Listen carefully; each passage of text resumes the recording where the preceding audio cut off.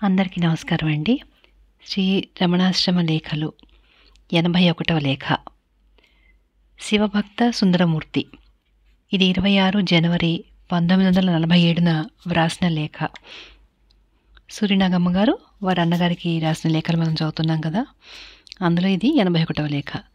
నిన్న తిరుచులి పురాణం చూస్తూ సుందరమూర్తి ఆ క్షేత్రానికి వచ్చినప్పటి చరిత్ర అంశములను గురించి ప్రసంగవశంగా భగవాన్ ఇలా సెలవిచ్చారు. సోమశేఖరుడగు శివుని యొక్క ప్రతిబింబం నుండి ఆవిర్భవించిన హాలాహల సుందరుని అంశంచేన అవతరించిన మహామహుడగు సుందరమూర్తి క్షేత్రాటనాపరుడై సంచరిస్తూ ఉండగా కేరళ రాజైన చేరమాన్ పెరుమాన్ నాయనారుల స్నేహం కలిగింది. ఆ తర్వాత వారిద్దరూ కలిసి క్షేత్రాటన తత్పరులై మధురా నగరమునకు వెళ్లారు. పాండ్యరాజు, వారి జామాత అయిన చోళరాజు వీరిద్దరిని ఎదుర్కొని తమ అతిథులుగా ఉపచరించి సంతసించారు. సుందరులు మీనాక్షినాథుడైన సుందరేశుని పూజించి తమ కవితా నైపుణ్యమును నుతించి ఆ చక్రవర్తులచే అనుమతి పొంది చేరరాజు వెంటరాగా దక్షిణాపథ క్షేత్రములైన తిరుకుట్రాలము, తిరునల్వేలి, రామేశ్వరములను సేవించి అందుండి లంకాద్వీపమందున్న తిరుక్కేదీశ్వరమును స్తోత్రం చేసి అక్కడ నిలిచి ఉండగా ముక్తినగరమైన త్రిశూలపురము జ్ఞప్తికి వచ్చింది.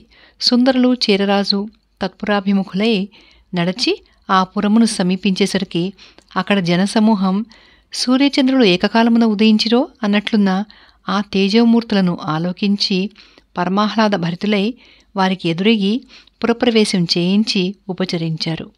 శ్రీతనునాథుని దర్శించి సంతసించిన సుందరులు ఊనాయ్ ఉయిర్ ఉహళాయ్ అని ప్రారంభించు పదికమున స్తోత్రం చేసి భక్తి పరవశులైనారు.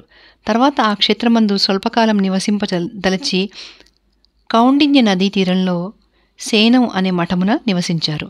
వారక్కడుండగా ఒక రాత్రి సుందరుల స్వప్నమున పరమశివుడు చేత చెండును, అంటే అది రాజలాంఛనం, శిరస్సున భూషణమును ధరించి అసమాన సౌందర్యయుత యవన రూపమున తోచి మేముండునది జ్యోతివనము కాళీశ్వరము అని పగడంపు నోట మందహాసము చిందులాడినట్లుగా పలికిన సుందరులు సంభ్రమించి లేచి తానుగా వచ్చి అనుగ్రహించడు ఈశ్వరుని కృపావైభవమును తలచి కరిగిపోయి ఆ అద్భుత దర్శనమును చేరరాజునకు చెప్పి సంతసించారు. ఆ స్థలమందు అప్పుడే సుందరులు కాళీశ్వరునిపై తొండర్ అడిత్తొళలుం అని ప్రారంభించి దేవార పదికమును భక్తి పరవశులే పాడారు. ఆ తర్వాత అక్కడి నుండి బయలుదేరి దూరమందున్న తిరుప్పనవాయిల్ అనే క్షేత్రానికి వెళ్లాలని బయలుదేరేసరికి లోగడ స్వప్నంలో వారికి దర్శనమిచ్చిన కాళీశ్వరులు అంబతో సహా వృద్ధ బ్రాహ్మణ వేషంతో వారి వద్దకు వచ్చారు. మీరెవరు, ఎక్కడి నుండి వచ్చారు అని సుందరులు ప్రశ్నిస్తే ఆ విషయం తర్వాత మాట్లాడవచ్చు, ముందు ఆకలికి అన్నం పెట్టమన్నారట. చిత్తం అని వంట చేయించి వడ్డించవలనని చూస్తే ఆ దంపతులు ఇక్కడ లేరు. ఊళ్ళో ఉన్న సందుగొందులని వెతికినా కనిపించలేదు. తిరిగి మఠానికి వచ్చి చూస్తే వండిన పదార్థం మాయమైంది. తోటలో చూస్తే అంతటా ఎంగిలాకులు పడి ఉన్నవి. సుందరులు చకితులై ఆహా ఇదేమి వింత, ఆ సర్వేశ్వరుని లీలగాక వేరేమున్నది అని నిశ్చయించున్నంతలో జ్యోతివనంలో నివసించి ఉన్న మమ్ము చూడకయే ఎక్కడ వెళ్లాలనుకున్నావు అన్న అశరీర వాక్కు వినపడ్డది. జ్యోతివనం ఎక్కడా, ఎటు పోవాలి అని యోచిస్తుంటే వృషభవాహనం మీద మేము పోతూ ఉంటాము, ఆ అడుగుజాడలను అనుసరించి నీవు రావచ్చు అని తిరిగి ఆ అశరీరి పలికింది. సుందరులు భక్తులతో కదిలి వృషభం అడుగుజాడలను అనుసరించి పోతుంటే ఉన్నట్లుండి ఆ జాడ అదృశ్యమైంది. ముందు వెనక తోచక నిలిస్తే బాగా పరికించి చూడు అని మళ్లీ వినవచ్చింది. నిదానించి చూస్తూ నడుస్తుంటే ఒకచోట లింగమయంగా తోచింది. అడుగుపెట్టే చోటు లేక భక్త సహితులై విభ్రాంతితో నిలిస్తే ఉన్నట్లుండి సన్నని త్రోవ కనిపించింది. ఆ త్రోవను అనుసరించి పోగా కాళీశ్వరాలయం కనిపించింది. దానికి ఎదుటనున్న కోనేటిలో స్నానం చేసి ఆలయ ప్రవేశం చేయాలనుకుంటే గోపురంతో సహా కోవెల అదృశ్యమైంది. సుందరులు ఆశ్చర్యంతో ముందే నీ సన్నిధికి రానందుకు ఇది ఫలితమా అనే భావం గల కొన్ని పాటలను పాడగానే ముందు జ్యోతిర్మయంగా తోచి తర్వాత గోపుర శిఖరం, ఆ తర్వాత ప్రాకార సహిత దేవాలయం కనిపించినవి. వారు ఆనందమంది స్వామిని దర్శించి పూజించి స్తుతించి కవితా నైపుణ్యంతో గీతాలు పాడుతూ కదిలి యాత్రార్థులై వెళ్లారట. ఇదొక చిత్రకథ, ఇంకా వారి కథలెన్నో ఉన్నవి అన్నారు భగవాన్. అచ్చైన లేఖల్లో స్వామి ఎక్కడ లేడు అనే దానిలో చెప్పిన సుందరమూర్తి వీరే. వీరి చరిత్ర విపులంగా తెలుసుకోవాలంటే సంస్కృతంలో శివభక్త విలాసం, ఉపమన్యు భక్త విలాసం అనే వాటిలోనూ, తెలుగున పాల్కుర్కి సోమనాథుని పండితారాధ్య చరిత్రలోనూ, బసవ పురాణంలోనూ ఉన్నది. ఈ సుందరమూర్తి భక్తి సఖ్యభావమని, మణివాచకులది నాయికాభావమని, అప్పర్ది దాసభావమని, సంబంధులది పితృభావమని భగవాన్ ఇదివరకు ఒకసారి సెలవిచ్చారు. ఇట్లు సోదరి. 82వ లేఖ, సుందరుల దాసపత్రం. ఇది 27 జనవరి 1947 వ్రాసిన లేఖ. నిన్న భగవాన్ సెలవిచ్చిన సుందరుల కథ నీకు రాసిన తర్వాత వారి చిన్ననాటి చరిత్ర తెలుసుకోవాలని కోరిక కలిగి ఈ ఉదయం 7:30కే శ్రీవారి సన్నిధికి వెళ్ళాను. అప్పటికే కొండ దిగి వచ్చి ఏదో పుస్తకం చూస్తూ కూర్చున్నారు భగవాన్. హాల్లో అట్టే జనం లేరు. నమస్కరించి లేచి, భగవాన్ చూచేది ఏం పుస్తకం అన్నాను. పెరియ పురాణం, సుందరుల చిన్ననాటి చరిత్ర చూస్తున్నాను అన్నారు భగవాన్. ఆ కథంతా చాలా చిత్రంగా ఉంటుంది కదూ అన్నాను. అవును, చూస్తారా ఏమి అన్నారు భగవాన్. ఆశ ఉంది, కానీ అరవం నాకు సరిగా రాదే అన్నాను. సరి అయితే సంగ్రహంగా చెప్తానుండండి అని చిరునవ్వుతో ఇలా చెప్పారు భగవాన్. సుందరులు తిరుమునై పాడినాడులో తిరునావరూర్ అనే క్షేత్రంలో ఆదిశైవం అనే శివబ్రాహ్మణ కుటుంబంలో చడయనార్ అనే శివాచార్యకు వారి పత్ని ఇసేజ్ఞానియార్కు జన్మించారు. తల్లిదండ్రులు నంబి ఆరూరర్ అని నామకరణం చేశారు.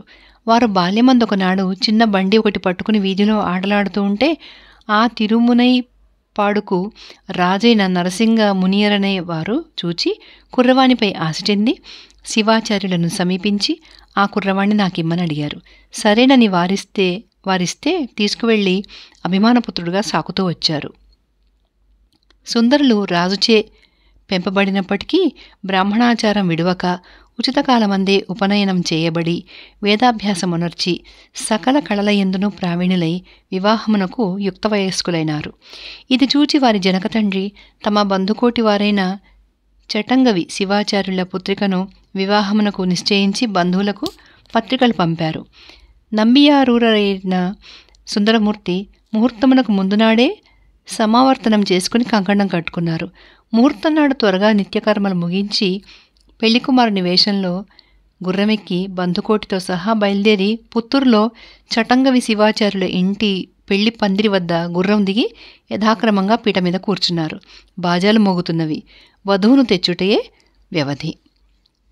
అప్పుడొక వయోధిక బ్రాహ్మణ రూపంలో ఈశ్వరుడు ఆ కళ్యాణ వేదికను సమీపించి, అయ్యా, ఇక్కడున్న వారంతా నేను చెప్పే వార్త వినండి అన్నాడు. సుందరులు తక్కిన బ్రాహ్మణులు సరే ఏం చెప్తారో చెప్పండి అన్నారు. ఆ విప్రుడు నంబియారూరను చూచి, ఇదిగో నీకు నాకు ఒక నిబంధన ఉంది, అది ముగించుకుని ఈ పెళ్లి చేసుకో అన్నాడు. నిబంధన ఉంటే అలాగే, కానీ అసలు అది ఏమో చెప్పు అన్నారు సుందరులు. ఆ విప్రుడు సభికులను చూచి, అయ్యా, ఈ నంబియారూర్ నాకు దాసుడు అన్నాడు. ఆహాహా, ఆ విప్రుడనే చాలా బాగుంది అని పరిహసించారు సుందరులు. ఆ విప్రుడు సుందరులను సమీపించి, ఓహో, సరి పరిహసిస్తున్నావా? గొప్పవాడో, ఇదిగో ఆ కాలంలో నీ తాత రాసిచ్చిన దాస్యపత్రం నా వద్ద ఉంది, జాగ్రత్త అన్నాడు. వెంటనే సుందరులు ఆ విప్రునితో, ఓ పిచ్చి, చాలును, బ్రాహ్మణుడు దాసుడట. ఇప్పుడిక్కడ నీవు చెప్పగా వింటున్నాను, పో అన్నారు. పిచ్చివాణ్ణి కాని పిశాచిని గాని నీవిప్పుడెన్ని తిట్టినా అభిమానం లేదు. నన్ను నీవు రవంత కూడా గ్రహించలేదు. ఈ ఆటగొండి మాటలిక చాలించి దాస్యం చేసేందుకు రా అన్నాడా విప్రుడు. అయితే ఆ పత్రం చూపు ముందు అన్నారు సుందరులు. పత్రం చూచి నిశ్చయపరచుటకు నీవెవరవోయ్? ఈ సభికులు చూచి యథార్థమని అంగీకరించిన తర్వాత నౌకరీ చేయదగుదవు అంతే అన్నారు విప్రుడు. సుందరులు ఆగ్రహించి పత్రం లాక్కునే నిమిత్తం ఆ విప్రునిపైకి దూకితే వారు పరిగెత్తారు.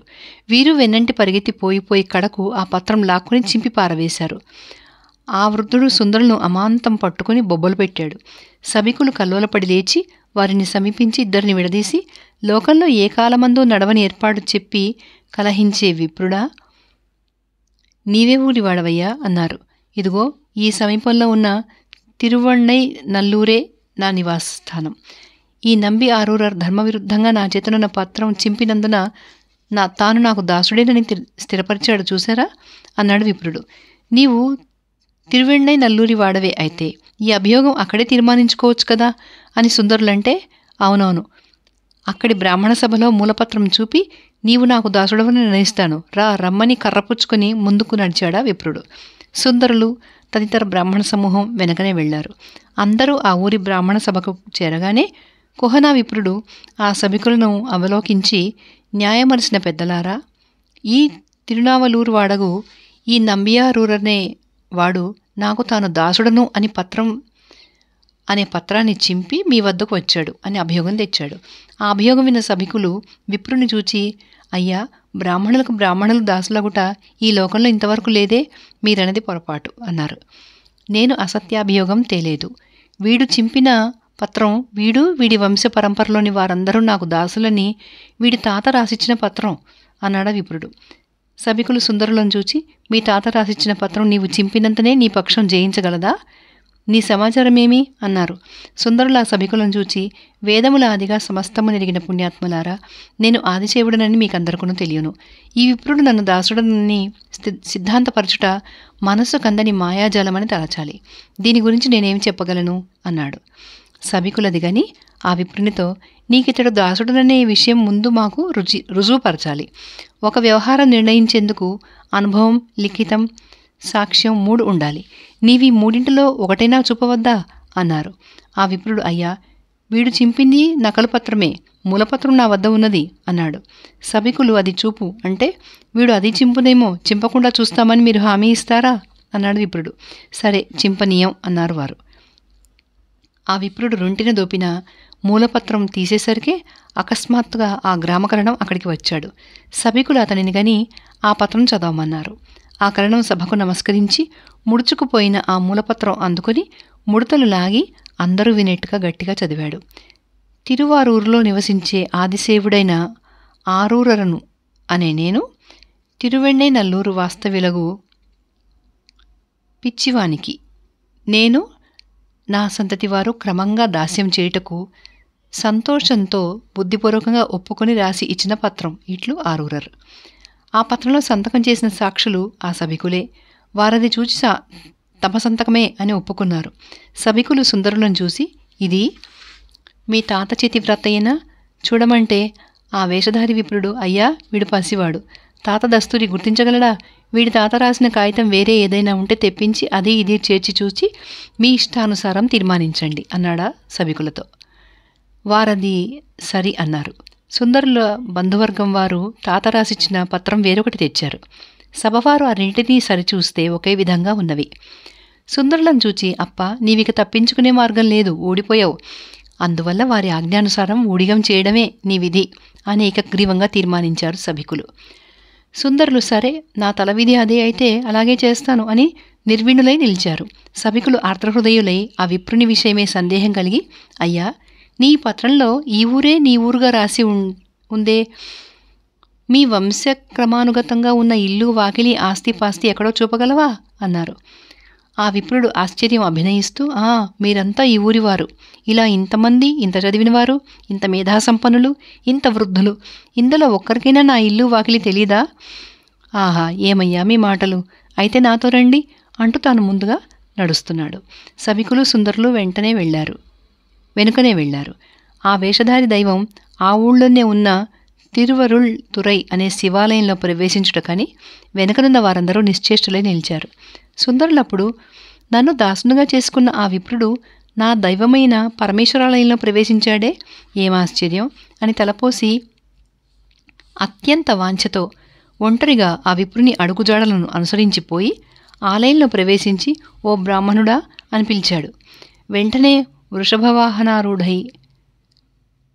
వృషభవాహనారూఢుడై పార్వతీ సహితంగా పరమేశ్వరుడు దర్శనమిచ్చి, అప్ప, నీవు నా ప్రమదగణంలో హాలాహల సుందరుడవు, శాపవశాత్తు ఇక్కడ జన్మించావు. నీవా శాపకాలంలో ఎక్కడున్ననో నన్ను నీవానిగా చేసుకోమని నన్ను అర్థించావు. అందువల్ల ఇప్పుడు ఈ విధంగా దాసుని చేసుకున్నాను అని వారి పూర్వవృత్తాంతమంతా విశదపరిచారు. ఆ కథంతా ఆ పురాణంలో వివరంగా ఉంది. పరమేశ్వరుని పలుకులు విన్న వెంటనే సుందరులు తల్లి అరుపు విన్న లేగదూడవలే అలరి హర్షపులకిత గాత్రుడు, ఆనంద బాష్పపూరిత నేత్రుడు అయి మొదలు తరికిన వృక్షం వలె మొదలు నరికిన వృక్షం వలె వాలి నమస్కరించి లేచి కరములు శిరమున అంజలించి, ప్రభో, పనికిమాలిన నన్ను అనుగ్రహించి మార్జాల శిశున్యాయంగా పట్టుకుని నీ వానిగా చేసుకున్నావే, ఎంత కరుణ అంటూ అనేక విధముల నృతించి నిలిచారు. పరమేశ్వరుడు ఆనందించి, అప్ప, నీవు నాతో వాదించినందున వంతొండన్ అనే పేరు నీకు వచ్చింది. నీవు నాకిక చేయదగిన సేవ పద్యకుసుమార్చనయే. ఇక నా మీద పద్యములు రచించి పాడుమని అనుగ్రహించాడు. సుందరులు అంజలిహస్తులే, ప్రభో, బ్రాహ్మణ రూపమున వచ్చి అభియోగం తెచ్చిన నీ మహిమ నరయక వాదించిన నాకు పూర్వస్మృతినిచ్చి ప్రపంచవర్తనలో పడి మునుగకుండా రక్షించిన పరదైవమగు నీ అనంత గుణములు నేనేమని ఎరుగుదును, ఏమని పాడగలను అన్నాడు. ఆ ఈశ్వరుడు, నీవు ముందే నన్ను పిచ్చి అని పిలిచావు, అందువల్ల పిచ్చి అనే పాడు అని సెలవిచ్చి అంతర్హితుడైనాడు. సుందరులు అప్పుడే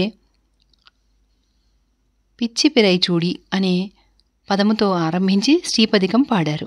అది తమిళంలో అనమాట. తమిళం వర్డ్స్ ఇచ్చారు ఇక్కడ, నేను తెలుగులో చెప్పాను. వారి చరిత్ర అంతా ఇటువంటి చిత్ర విచిత్ర సంభవాలతో నిండి ఉంటుంది అన్నారు భగవాన్. వారికి సుందరమూర్తి నామం పూర్వస్మృతి జన్యమేనా అన్నాను. అదే, వేరే కారణం చరిత్రలో కనిపించదు అన్నారు భగవాన్. ఇట్లు సోదరి. ఈ లేఖతో మనం ఈ వీడియో ఆపేద్దామండి. Thank you for watching.